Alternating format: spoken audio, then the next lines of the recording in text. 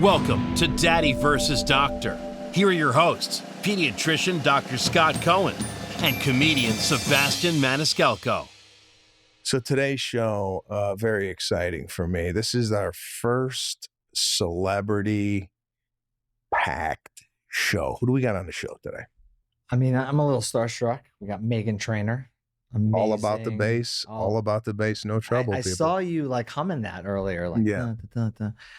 You should leave that to the singers. And we have Amanda Seyfried. Seyfried, yes. Mamma Mia fame. Just found out Mamma Mia was Greek-based. Thought it was Italian the whole time. But what the hell do I know? Similar, right? Yeah. And I think we have a good cat caller.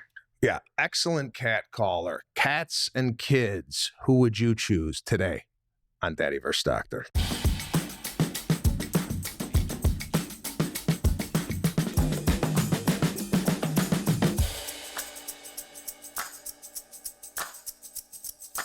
We're up and running. We have a very special guest today to Daddy vs. Doctor, Meghan Trainor, Grammy award-winning artist. I mean, what in the world? How are we getting these guests? It's amazing. We're so happy you're doing this because as parents, we want to hear everything. And I love, Sebastian, when you post about your kids and how you're just picking up and like traveling everywhere. I'm starstruck. I can't talk. Okay. Oh, God. Listen, I think we came each across one another on a hike from afar, right? Yes, I was with my family. I think I was like pregnant that day, right? Or something. Yeah. It was that hike that I found out I was pregnant that day. And I saw you and I screamed, I love you. And you looked at me and you're like, I love you too. And I was like, oh. No. And I got a bone to pick with you. Oh. I DM'd you, I don't know, 2.5 months ago. No, you didn't. Asking you a question and absolutely nothing. Ghosted? Nothing. You couldn't get tickets to our concert? No, it was something I had a question about if you knew somebody and if they were any good. I don't know. I forget what it was even about. Hey there, I have to ask you a question. What's your email? Shut up. I would never disrespect you like that. Forgot the question. I even forgot the question. It's been that long. No, anyway. God damn it. Okay. It's okay, Sebastian. Just DM me next time. Okay. I will. DMs. I don't get as much feedback. All right. It's okay. Don't worry about it. We're not going to hold that against you. What's going on at the house? What's the question that you have to ask Dr. Cohen? Not like you couldn't have called him outside of this this format, but what seems to be the issue? Maybe I could even give you some advice. Oh, that's what it. Okay, traveling with a toddler. We're about to go to Australia. And we're about to be on 9 flights in 16 days or something crazy. So like any tips for a 1.5-year-old? Yeah, leave the kids at home, right?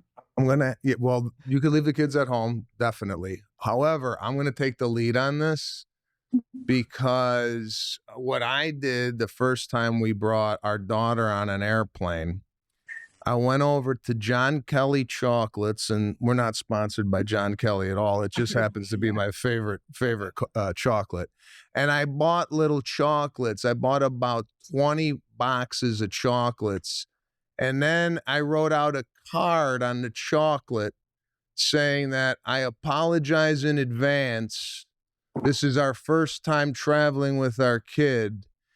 If she cries or acts up, here's a token of my, have a chocolate. So I wanted to ease everybody's fears around me that, once you walk onto a plane and they see a kid, I feel the whole plane goes, oh, God. You had to bring the kid on the flight. So I just gave everybody chocolates. And this is what I was pissed off about. I gave chocolates to 2 people and they refused the chocolate, which I found completely disrespectful. But that came from a stranger. They don't like. Yeah, they're like, no, that's and they gave me an attitude about it. Like, no, that's okay. I'm like, okay, come on, this is a little sweet for mid-flight. But anyway, that's what I did. Is there any medical advice that you could give that could help them through their journey? What do you do? I know it's hard under 2 because they have no attention span. I mean, if over 2, you pop an iPad, you're happy if they watch it for 18 hours. I remember saying to my kids, we tried to limit screen time, and on a plane, it's like, watch your iPad, don't talk to anybody, don't look at anybody, just sit there on the window seat, have a good flight. You hope they do that. I think for younger kids, you can try little, spots of the iPad to see if they're interested, little videos in between. I would bring everything on your carry-on for him, and every hour or two, pop something out new that he's going to be excited about, a truck. I mean, you could even go so far, like you wrote notes, which is very impressive. Some people wrap a bunch of little items, so they spend some time on wrapping, and then the trash goes everywhere, but it gives them something to do that, is interesting for a couple minutes. I think for under 2, that you're going to be walking aisles a lot. Yeah. So you're actually saying have a little mini Christmas on the airplane. Pretty much. Yeah. So what is this? One straight shot, LA to Australia, and then you're bouncing around? We're going to Florida, then New York, then Australia. And then in Australia, we're bouncing to Melbourne, Sydney, like a bunch of places. And then back to New York. And then back to New York, and then back to LA.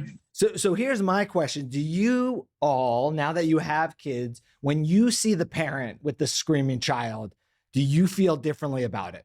Because personally, my wife says I have the luck of the pediatrician. When you're waiting for the flight, whoever that child is screaming at the top of their lungs, vomiting, coughing everywhere, they're within 1 seat of me.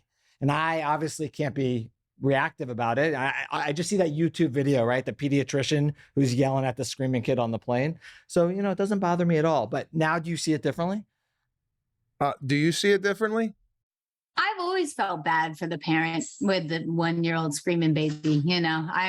I'm a good person. So yeah, I would always look at them and be like, oh my God, this is tough for them. And then I'm a good person and I bring headphones, like I know what to do on plane rides. So yeah. That's very sweet and nice. I feel it completely differently. When I would fly and see a child on the plane, I would say to myself, and it goes back to how I was raised. I didn't go on a plane until like I was self-sufficient, right? Like I went on a plane when I was like 9, 10, when I could behave, when I wasn't like plane ready at 3, 4, 5. So right. I always used to say, look at this family, selfish, right? had to go on vacation and had to bring the kid. Now I feel completely different because now I'm in those shoes and I'm like, I sympathize. But I think all people, except for you, feel a disdain for families who are traveling. No. Oh, what do you mean, no? I mean, it's sad. It's hard for a child. You're putting them in an environment they're not used to. Yeah, it's horrible for everybody else around. Yeah, I don't know. I hope you get through it. And this is a big one to tackle too. It's not like you're going LA to New Mexico. You decided to go halfway around the world with the kid. And I don't know. I think you deserve whatever you come across, It's a job. I gotta pay the bills, I have to take the job. Yeah, if he gets really upset, there is one room in the back that the door closes that nobody can hear you guys screaming. So yeah, your husband, I'll see, it will be back there in that room. I'll be there. Yeah. He's gonna be there. And we're in business class. Like I'm doing it bougie. Well, here's another issue, right? I used to get pissed. So you're making the people who paid money upset. Well, I used to get upset where I'm like, really? You're gonna come in business class with a 2-year-old, right? And here I am last month traveling first class with our 2 kids, and I'm that person that I was making fun of. So, well, how about this one?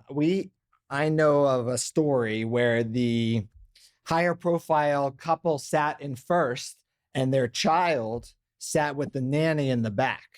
What do you think of that? That's just bad parenting. Right? I agree. I think that's horrible. It's your child. Yeah. It wasn't Sebastian, I swear. No. So how is it? Is this the first big trip or have they been on a plane before? What's your kid's name? never been on a plane. You've never been on a plane. His Wow. name is Riley. Riley. All right. I think you should do it like a trial, like, make up a plane and see how he feels in it. Make his room look like a plane and be like, this is what's going to be like. He's going to be excited. Look out the window, look at the people. He's a people person. Riley's awesome. He's a people person. He's good. Yeah. So in your relationship, who tends to be like the disciplinarian? Who's like laying the law? I guess me, right? What? Well, right now, all it is like, hey, let's change. Let's go from the bottle to like food, and that me. I guess she disciplines me Right. to discipline. I was like, him. we got to think get that- off this bottle, man. And he's like, we'll do it tomorrow. And I'm like, we got to start. And now he's off the bottle because of me. Oh, it sounds like they have a really nice coexistence between them. Yeah. They're yeah. so, We're aren't trying they to so, get they're like the pregnant right sweetest now. people. Well, wait, Look at the two of them. hold on. When you come into the office, do you both come as a couple? Always. I used to do that. And I used to like, I used to go with my wife and I used to tell Dr. Cohen, does any other father even bother coming in here? I thought I was a unicorn. I will tell you, he comes to every single visit. But does he ask questions or does Yeah. he come because he's told? No, he's You better come to this No, with he's me. very present. Megan Megan usually doesn't goes to the drive. bathroom. Megan wouldn't get to the appointment I if it can't wasn't. drive. I'm too So- You scared of driving. Oh, you don't drive? Well, I'm scared. Like there's a lot of like pressure on me with the baby in the car. I'm like, you drive and I'll sit, Does your wife ever drive you around? Okay. You know my wife. Well, that's She's what. not, yeah. Well, no, She's like, you need to be here at this time, and then that's the end of it. yeah, but like Make when it you're there. driving, does she ever go, I'm driving and you're sitting in the passenger seat? Oh, bro, you can't do that. I'm sorry. Listen, I have a thing. The man should always be driving the car. Right? I mean, Yeah. Here's the problem. Erin, she gets upset because I get texts, from patients and things. So she wants to make sure I'm focused. So then if she thinks if you're going to get calls, if you're going to get texts, I need to drive. So that's the debate, which I would never take it during call. That makes sense, right? Of course not. Yeah, That makes yeah. sense. But they are so present when they come in, they're both on the floor with Riley playing, doing the whole thing. So are you are saying like that- you were saying taking that next calls time- in a back room when you come in with your kids. Are you saying next time I come in, I got to get on the You floor? should be on the and start floor. You playing? should be a You better little. get on You the should be. floor. You should be a little more present.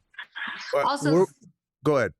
Sebastian, do you text Dr. Scott Cohen like all the time about your kids? And do you I feel like would- you're bugging him? I wouldn't say all the time, but I think I would say all the time. listen, I would say I text probably a little bit more than he would like me to text.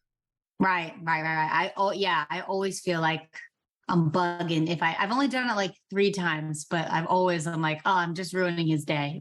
No, you're not ruining my day because you actually ask good questions about your child. Sebastian's usually texting about himself, and that's just hard for me. So Okay. that's the genre I was never trained in. That's the hardest part. I don't know what's going on with your hip. It's very difficult. Well, I mean, have you ever texted him something and gotten a response where you're like, wow, I shouldn't have even bothered him with that? No, I get like responses right away and like a call, and it's incredible. Like no other doctor does that for me, but I'm like, God, I know he's like on vacation right now or something, and I'm Right. just interrupting it. Isn't it amazing how I wrote their script to say all these things? Yeah. It's phenomenal. You're reading it perfectly off the teleprompter. You're welcome.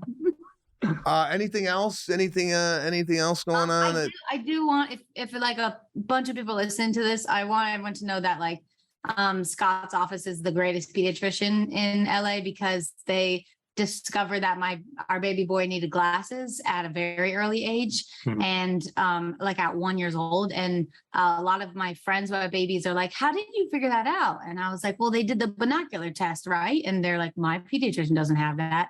So I just want to say you're a gangsta and you're a real one. And we appreciate that because now my boy can see. Hold on 1 second. my son didn't get the eye test until he was 3.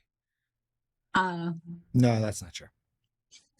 We never went into that room to look at that. No. You weren't there. Again, I wasn't there. You weren't I wasn't there. My bad. You know what? Yeah, no. I have a question though. And I can't get my kid to wear a hat, let alone eyewear. How does he keep the glasses No, on? it's not glass. It's not. Oh, the glasses. Oh, yeah, you answered that. The glasses, it was like Peppa Pig. No Peppa Pig. It was like Pig. significant. He No. wasn't using his left eye apparently. So it's like he knows like when they're falling off, he's like, I better keep these back on.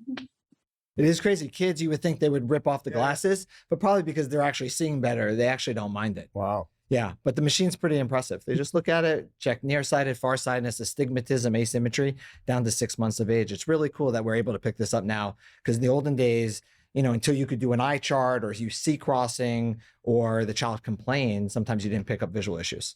So Is it common for pediatricians to have this type of technology in their office, or are you someone that I think more and more doctors have it. And now there's apps they can use for similar types of exams. So I think it's becoming more and more common. Nah, they don't all have it. He has it. It's cool. Well, yeah. See, I'll second that. He is the best pediatrician in the Los Angeles area. I don't know of any other pediatricians. Why did you say Los Angeles? Because Yeah. that's Wow. because that's all I know of. Oh, okay. I know he's better. Listen, my pediatrician growing up, his name was Dr. Gilmore. This guy, first of all, I saw him once a year. That's it. Because back then we didn't have this like access to the pediatrician like we have now. So I went once a year, and this guy had no bedside manner, none whatsoever. He just came in. He's like, "Drop your pants." And I'm like, "What?" So it wasn't that. It's odd you're still going to him, as an adult. Yeah, I find it odd that I'm getting my checkup from this guy still. But anyway, yeah, you are top notch at what you do, and you should definitely take these compliments in stride. I appreciate it. Listen, we know you're busy. You got the whole thing to plan for in Australia. We really appreciate you taking the time out of your busy day to talk to us about your child, Riley. We wish you the best on the flight, and go get some chocolates, huh? I will. I'll take all your advice. Thank Really you guys. appreciate you guys. Mwah. Thank you so much. We love you. Bye. Love you. Bye. Bye-bye. So it's nice to hear from people in the business also dealing with problems with their kids. Not problems necessarily, but just obstacles going down. But so down to earth, such great parents, so present with their son Riley. Awesome. All right, super special guest coming at us again. 2-in-1 show from Mamma Mia, Amanda Seyfried. Let's see what's going on with Amanda as she comes to us via, I think, from a set. Is she filming something? And she took time off to come on the show. Yeah, very special. There she is. Hello. What's happening? Where are we calling from, Amanda? Where am I coming from? Where are you calling from? Where are you? Where am I calling from? I'm calling from New York City, Upper West Side. In Upper my West Side. trailer at work. I love it. She looks great. The commitment is unbelievable. Thank you so much for joining us today. Obviously, you know Dr. Scott Cohen. We've never met. My name is Sebastian Maniscalco. We have this show called Daddy vs. Doctor, and we're happy that you're joining us. So what seems to be the issue? Give me the names of your kids, by the way. It's a secret. Oh, it's a secret. Okay. So It's that very it's one of it's not I mean Scott, you know them. Right. We won't say. I've actually never said them publicly, so I'm gonna, just in case. I don't know why. Okay. Hey, we don't have to. We don't need to know the names of the kids. Okay. Let's just throw that out the really window. Great. And They're great. We'll just. What is the issue with one of the kids? Okay, so it's really more of an issue with me as a parent than the kids, but. I know a lot of people feel this way. A lot of moms I know, we always get really scared when the kids get fevers. And when is it too high when should we start worrying, and what do we do when it gets really high? How do we avoid the ER? How do we avoid stress as parents? Because when we are stressed, our kids see it. And so I just need to know how to handle it and like what's healthy and what's not. Okay, let me speak to this first and foremost. Dr. Sebastian. Dr. Sebastian. I have 2 kids, 5 and 3. And the fever is scary. First of all, can you explain what the hell is a fever?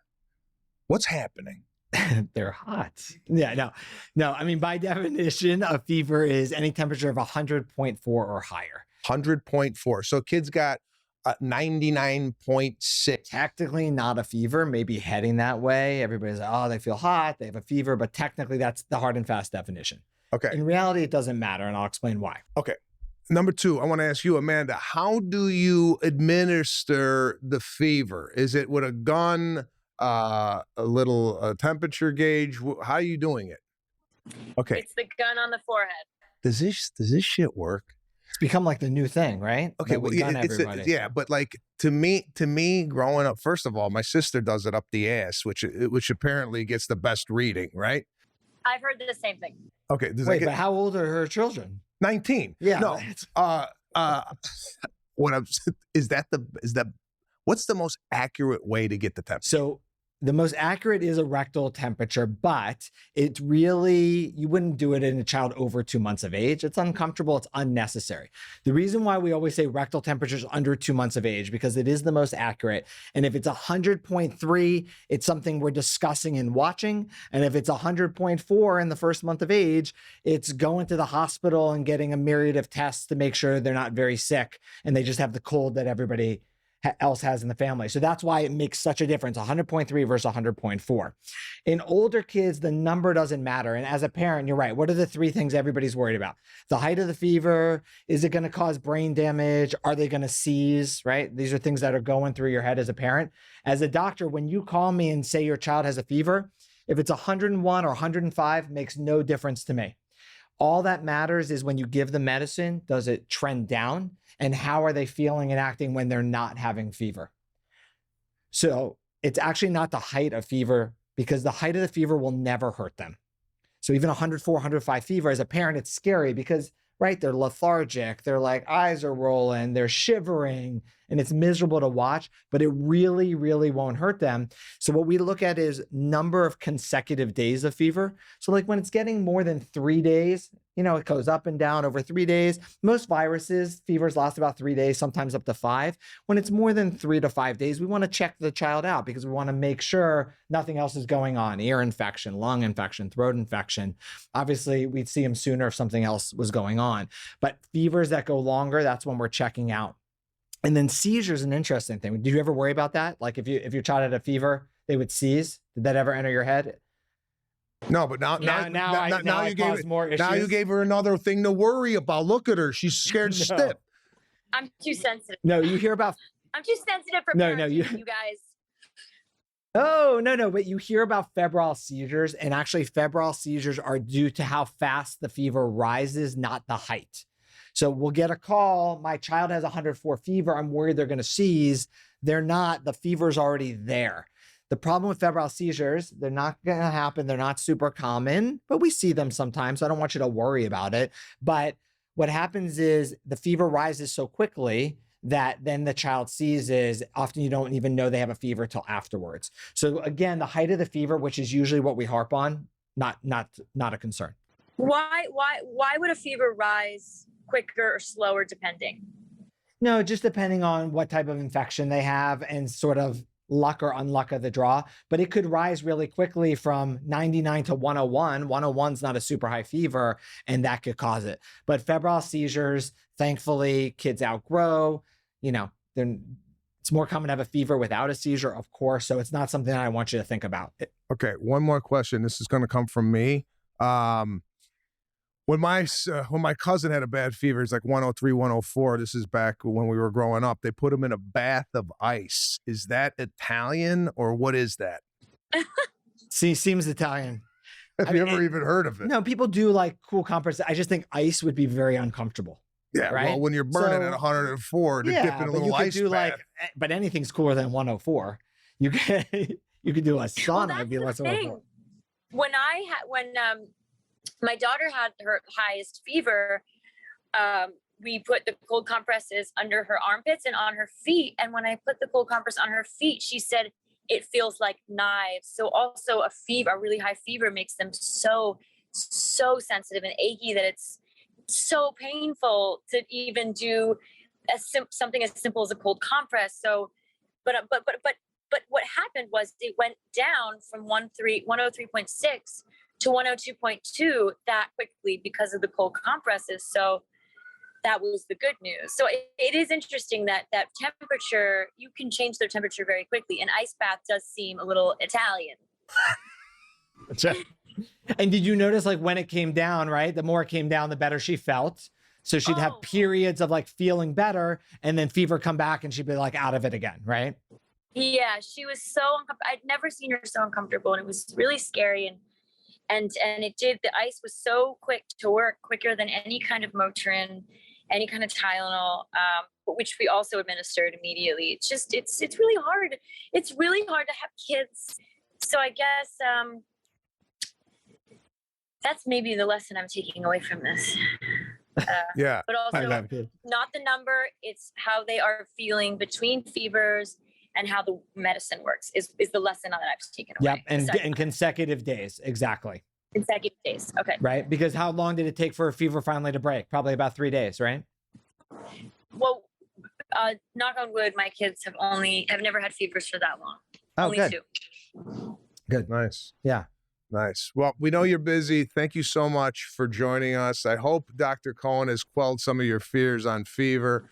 I know I'm going to be taking an ice bath tonight. I don't know about you, but thank you so much. Best of luck on what you're filming there, and we'll see you soon. Take care. Thanks, Amanda. I'll call you in a couple of days. Sounds good. That's parenting. You got it. All right, Bye-bye. guys. Bye. Thanks Take for care. having Thank me. you. Bye. You got it. Bye. Bye-bye. Super sweet. It's the first time we've talked. My question is, I think I turned her off by asking the names of the kids. I think that went sideways a little bit. I felt like I jumped off and I jumped right into a fucking grenade. Don't you? I wasn't expecting that. What's the kids? How do you keep that private nowadays? It's impressive, right? I mean, Jesus. Doesn't the internet just find out everything? I mean, all right, next up here on the Daddy vs. Doctor show, we got Michael. He's had some an experience in the NICU, and he'd like to discuss that here today. As he's probably, what are you working at Home Depot there? What do you got, bro? What's going on? Mike, you there? But Mike, we're here. You see us? You look like you're looking into an abyss. I'm in Home Depot right now. Yeah. I know that ceiling anywhere, bro. Plus Buddy, I got the handy tape measure here with me too. Now let me ask you something. Is that your first measuring tape, or do you use it so much that yours broke? I've gone through about 5 or 6 in my lifetime so far. Wow, bro. I still got the one from when I first bought it when I was 21. This guy's knocking out 7 measuring tapes. Let me guess, you don't even have a measuring tape at your house. Come on. Yeah. Sure. How you doing today? Good, man. Let me ask you, just out of curiosity, what section? Yeah, sure. I'm in the appliance section because my washer and dryer broke, and having twins, I'm doing washes like morning, night, and day right now. Yeah. Well, we shout out to Home Depot for allowing you to do the show right in the middle of the store. So you got twins, right? I got twins. Yeah. Okay, so twin baby boys born a month ago. Okay. Oh, congratulations! Congrats, man. That's fantastic. Thank you very much. And so what happened? Both born by C-section from my wife. That was all planned. The first one that came out, let's call him twin A, and his real name is Robbie, and twin B is John Robert. Robbie, he had some breathing difficulties as soon as he came out. So he basically, I think they had to bring him back, and they had to clean him up. When they cleaned him up and everything, it took a little bit longer in the delivery room. And what's it called? Literally, he's had breathing problems since then. So like the transient tachypnea of the newborn. Sorry, I'm on a call right now. The transient tachypnea of the newborn, which was first assessed by the two pediatricians that were actually in the room, and then we got into like the maternity and labor ward. I talked to 5 pediatricians literally within 24 hours, and I was trying to get him admitted to the NICU, the neonatal intensive care unit, just to get him like a little bit more assistance in his breathing, get him into an incubator. And basically after the fifth pediatrician I talked to, she was thankfully pregnant at the time. She completely sympathized with me, and she said, listen, I'll put him in for observation for 6 hours. Let's see how he does. And then he was actually in for 18 because in addition to his labored breathing, he's had, what's it called? He's had, like he lost his body weight. He lost almost 10% of his body weight within the first 24 hours. So he was struggling. And then I think it was a week or 2 weeks after they were born, I had to actually take him back. They saw the regular doctor. Then I actually had to take him back to the hospital for sick children here in Toronto. So the hospital for sick children in Toronto is really well known, well renowned. And I was thinking, okay, that's going to be the best possible care for him. So as soon as I got him triaged, the nurse, brought him in right away and said, yeah, I see the labored breathing. His chest is bumping up and down. It's lasting for more than 1 to 3 minutes at a time. And that was the extent of what I was doing. So sorry, I'll let you guys, after that long-winded spiel. No, first of all, I mean, he's home now with you guys. Home now with us. Yeah. Didn't spend any more time in the NICU, and didn't spend any more time at the sick child. Obviously, that's great, and congratulations, because obviously birth is a exciting and should be happy event, and whenever these bumps are in the road, it can get very scary and anxiety producing as a parent, obviously. So I'm glad he's home with you guys and safe. Was he full term baby or premature? They were 38 weeks out of 40, so I think they were. You said 38 in size. One was born at 6'11", the other one was born at 6'2". Got it. Okay. No, that's great. So, he mentioned transient tachypnea of the newborn. Those words just roll off your tongue, right? Yeah, no, I never heard it. Never heard that before, which doesn't mean anything, but I could sympathize to your story. My daughter was hospitalized 3 times over the course of 9 months because of breathing issues. She was like 1, I think, or I think it was around 1 year old when it happened. So, I mean, to go through that as a parent, it's extremely scary. So I definitely know what you've been through. But is this something that typically happens? Yeah, transient tachypnea of the newborn is actually relatively common. It's more in C-sections. And the idea is you have some retained fluid in the lungs. You're not getting that big squeeze from a vaginal delivery, which squeezes out a lot of the fluid. The good news, just like the name transient, is it's transient. It goes away and the body resorbs the fluid. It could take minutes or hours or even sometimes days. Some kids need a little support. Some need oxygen. Some just need time.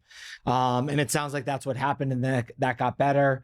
Thankfully, it sounds like there were no infections, pneumonia. Mom didn't have any infections or anything like that. So it's just riding out a little time, and it can be scary when they first come home.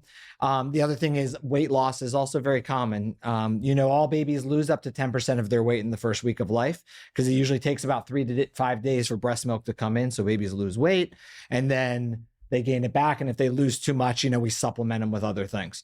So thankfully, these are issues that are early on, usually don't have any long-term consequences as long as we're feeding and eating well and breathing well now. And that's good news. Yeah, man, I sympathize with your story, but my true question today is, what's lumber going for in Canada right now? What are they selling? We were in the height of the pandemic, $9 for a 2x4. So I think they're down to about $4.50 right now, which is still probably about double what we were paying pre-pandemic. Gotcha. And we produce this stuff and we ship it down to you guys. Oh, is that right? So you're just making money off the United States. Why you keep looking around? Are you going to get attacked? You keep these guys. These two associates here, they're trying to get my attention. I'm like, no, I want to. Could you bring me over to the associates? Could you bring us over to the associates so we could tell them off? Sure. It's always nice, to talk to people in the store, see what's going on. Hey, what's up, bro? Is this guy bothering you? This is you're on a podcast right now. So is this guy bothering you in the store? We'll have him taken right out. He could care less, bro.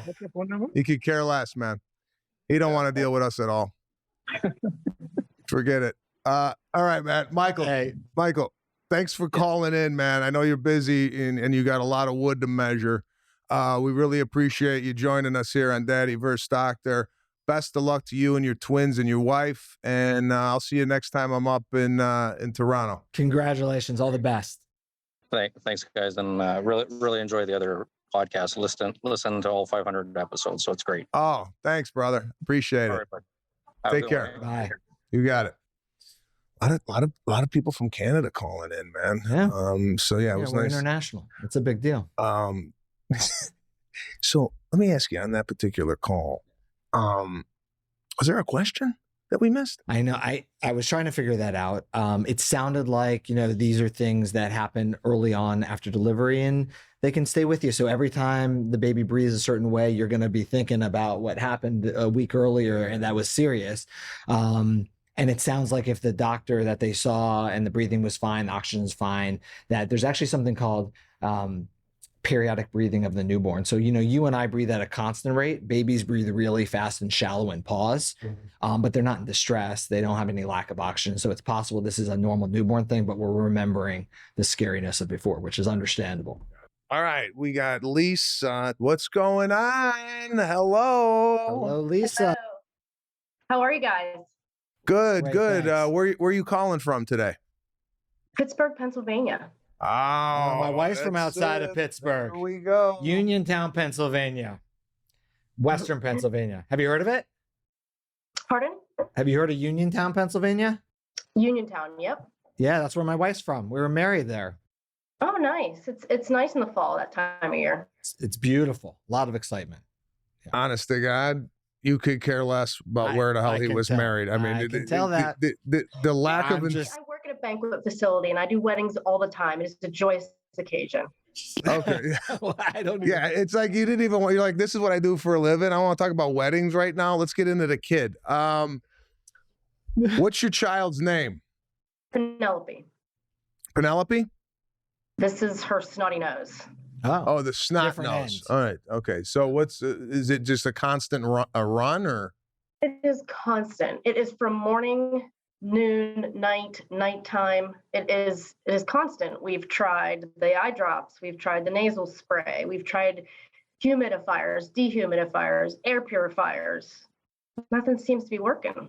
Okay. Yeah. Is this because Serafina is my daughter. She would have a runny nose with no explanation. Is this allergies? Could it be allergies? Could be allergies. Yeah. Okay. I mean, that's very likely. How old is she? She's 10. 10 years old. This has been going on all her life? Like 50% of her life, yeah. And any family history of allergies? Well, we took her to get an allergy test, and Yeah. she is allergic to cats, and we do Okay. have cats. There we go. and We're solving problems. See that? But she does take allergy medicine. She does do allergy eye drops. She does do allergy spray, and it still doesn't help. Right. Okay. Here, What's your solution? I'm allergic to cats, right? And I can't even go over to his house because he's got. He almost died. Yeah, He came at my house. I went in there and I don't know what the hell was going on. I turned red. I couldn't breathe. I had a scratchy throat. And I told him, listen, in order for us to continue our friendship, we need to get rid of these animals. All right. So that hasn't happened. And is there been talk of possibly losing these cats so the kid's nose ain't running? No, not at all. So so we got to get rid of the daughter. yeah, that's gonna happen first, I think. Hi. Oh, who just entered the screen there? My husband, because okay. he talks about it. We talk about it all the time. Like, what is going on there. So there's no talk of getting rid of the cats. Did you get the cats as a family? As a family, yes. Our cats are part of the family. Oh, got it. So this story with her allergies started way back before she was even born. I had cats when I was a kid growing up, and I had them for 20 years. They eventually passed away just before my daughter was born. And just when they were passing away, I said, I don't want any more animals, because growing up, I was fortunate enough to travel a lot, and I knew how difficult it was traveling with animals. But still, I loved the animals. But my wife, she's always had animals and always wanted animals. And when I said no more animals, she ended up getting another cat. No, actually, the first thing she did was get a dog. Yep. We got a dog just before my cats passed away. Then eventually the cats passed away. We got married. Got a dog. We had a daughter. We also had a cat at that point. And so I was allergic for a long time, but allergies go away eventually. I'm allergic to cats too. I grew out of it, so I kind of am hoping she will too, but it's not getting any better. I'm no longer allergic to cats, but my Wait a minute, hold on, bro. You got rid of your cat allergy? How the hell did you get rid of the cat allergy? It just went away? Yeah, like mine went away. I mean, yeah, like I do sneeze occasionally, but it's not nearly as bad as it was. Like you outgrow your allergies. Yeah, sometimes they're less later on in life. Some people test positive but don't have severe allergies. I mean, I think you've done everything right. You try over-the-counter allergy medicines. You try nasal sprays. You try to decrease exposure to the allergen, which we're not doing here, which is going to be a chronic issue. And then there's also other types of allergy shots and things like that going down that path. But it may just be, a lot of vacuuming, a lot of picking up of dander. Listen. Get rid of the cats. Listen. You can't get rid of cats. Nobody's getting rid of cats. Listen to me. I'm not. She got another cat. We got a corner. What is it? A zoo over there?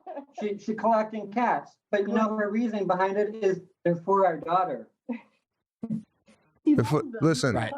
But maybe not in her room. Maybe don't put the cats in her room, on her bed, on her carpet. Listen, hardwood floors. I don't mean to be harsh here. I didn't grow up with animals. The only two animals we had in our house were two parakeets that were belly up on a Saturday morning when we came down, and they were basically thrown away in the garbage. So animals weren't really big at the house. My thing is, my kid's nose is dripping, right? And it's been dripping for 50% of its life.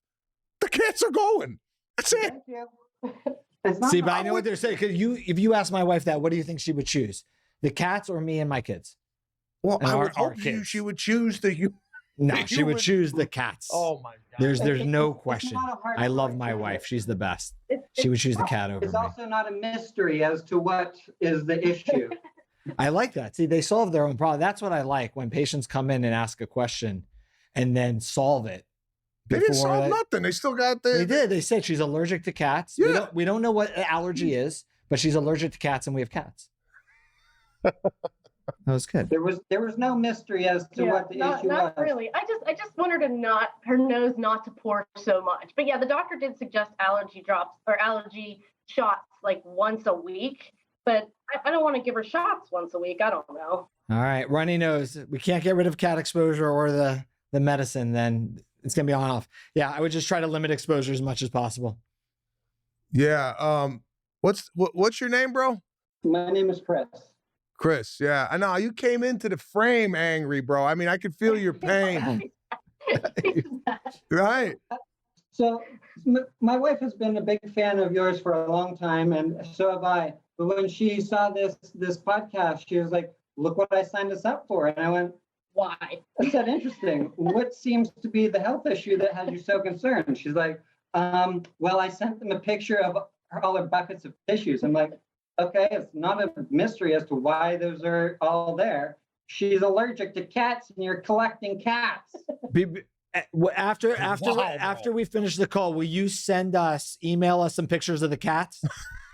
Absolutely. With names. I would like to have that as a reference for this whole thing, because I gain, so I can educate parents better. I love my cats. I take more picture of my cats than I do of my daughter. Send your best pictures. Send them your way. We really appreciate your time. Well, thanks for calling us, guys. I hope we'll work it out before the divorce. So enjoy your week, and thanks for calling in. Bye, guys. Appreciate it. So here, this is the problem, all right, with these fucking animals. I'm sorry. People are putting their animals above the health and well-being of their kid. And I say, it's like if we had a dog and that dog was giving us a problem, the dog's gone. I like it. You're better at this than I am. You're just like blunt. I'm like, yeah, you could try this. You're like, it's very simple. Remove the problem. That's it. It's not that difficult. I think we should get rid of the cats. Anyway. He was great. The guy? Yeah. Oh, the guy. The timeline was phenomenal. He came in with a... He was ready. I got to tell you, this is one of my favorite shows we've done, and we've only done 2. But a plethora, by the way, new word. Great word. Of calls today coming in. Meghan Trainor, Amanda, was it Seyfried? Mm-hmm. And my favorite call today? Yes. The cat. The cat caller. Yeah. I mean, Wow. that's the couples I really enjoy talking to, because as we were saying, I tend to be a little bit more blunt with my solutions, and you tend to give options and be very kind of fair and nice. No, believe me, they left that conversation. They're going to go in the kitchen now.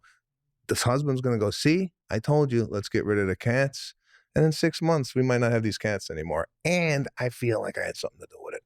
So, we'd like to thank everybody for joining us here on Daddy First Doctor. Can't wait to do another show. And any parting thoughts? I always kind of sign off here and sit there with the collared shirt. I just smile and wave. No, I think it's great. We got people calling from all around. Canada. Canada's been a huge fan base for us. So thanks, and the amazing healthcare the Canadians have up there, right? Do they? I mean, is it really any good? We're gonna get into that. Now, do you have a question or a concern about your child? This is the place to call. Email us at daddyversusdoctor.com with your issue, any videos, any photos you want to attach, and hopefully you'll get a chance to discuss it with myself and Dr. Scott Cohen. By the way, I did this read with no teleprompter. Talent. Take care.